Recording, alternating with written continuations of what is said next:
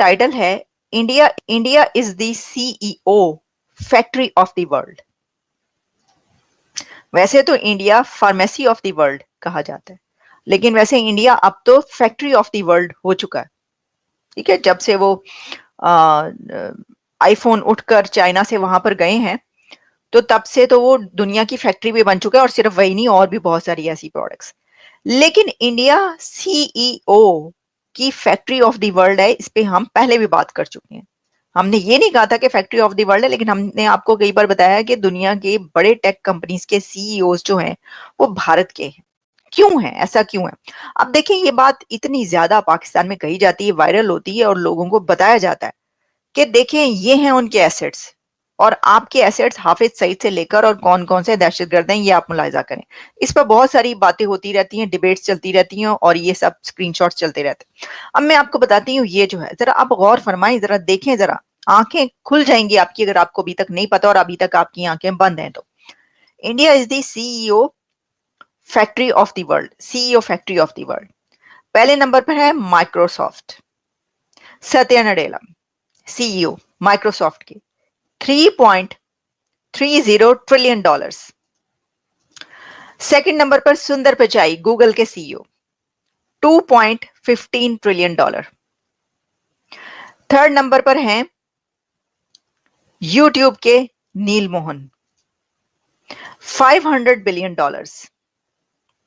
Fourth number पर हैं Chanel की लीना नायर, $341 बिलियन।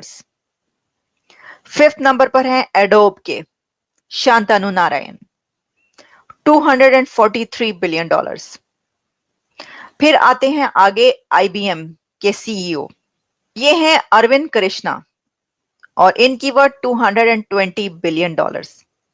इसके बाद है नोवर्टीज, और नोवर्टीज के सीईओ हैं वसंत नरसिम्हन, और $195 बिलियन। फिर आते हैं हनीवेल, और ये हैं विपुल कपूर, और ये है $147 बिलियन पर।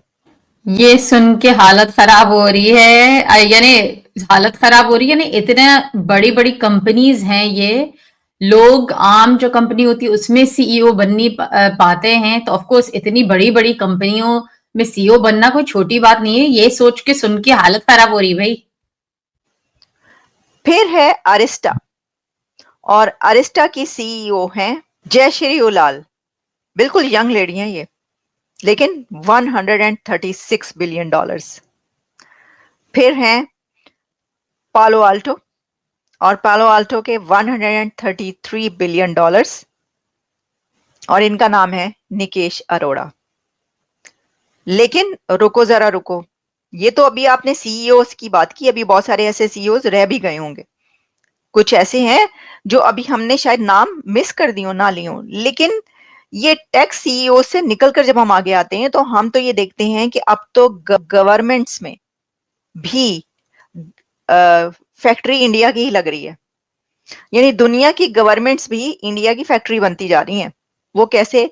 कि जो वहां के एकेडेमिया के लोग हैं या जो पॉलिटिशियंस है वो भी आ रहे हैं। भाई एक सबसे बड़ी एग्जांपल तो आप ये देखिए, अभी जो न्यू एडमिनिस्ट्रेशन आ रही है ट्रम्प की, उसके अंदर कितने नाम ऐसे हैं कि या तो उनके फोर फादर्स इंडियन ओरिजिन से हैं, और या फिर वो चले नहीं भी हैं, जैसे कि तुलसी गबर्ट के बारे में कहा जाता है। ऑब्वियसली वो इंडियन नहीं है, लेकिन वो हिंदू हैं, और वो बहुत ज्यादा डीप कनेक्शन है उनके इंडिया से। ये बात भी आप जानते हैं। अच्छा, फिर इसके बाद जो कुछ और लोग, ये जो नाम आए हैं इसमें, कैश पटेल, कितनी बड़ी पोस्ट पर वो अब अपॉइंट होंगे, कैन यू इमेजिन? इतने अहम डेजिग्नेशन पर दुनिया को चलाएंगे वो। ये यूनाइटेड स्टेट्स की गवर्नमेंट में जो की पोस्टों पर जो लोग होते हैं वो दुनिया को चलाते हैं। और फिर इसी के साथ जो विवेक रामास्वामी है, उन्होंने तो काम भी स्टार्ट कर दिया, और काम ही उन्होंने शुरू किया पाकिस्तान के वो जो होटल है न्यूयॉर्क में, वहां से, रोजवेल्ट होटल से। तो रामास्वामी एलॉन मस्क के साथ काम कर रहे हैं। तो मैं तो ये कहती हूँ, ये सिर्फ सीईओज जो हैं, ये टेक कंपनी के सीईओज की बात नहीं रह गई कि जो भारत है वो एक दुनिया की फैक्ट्री बन चुका है। वो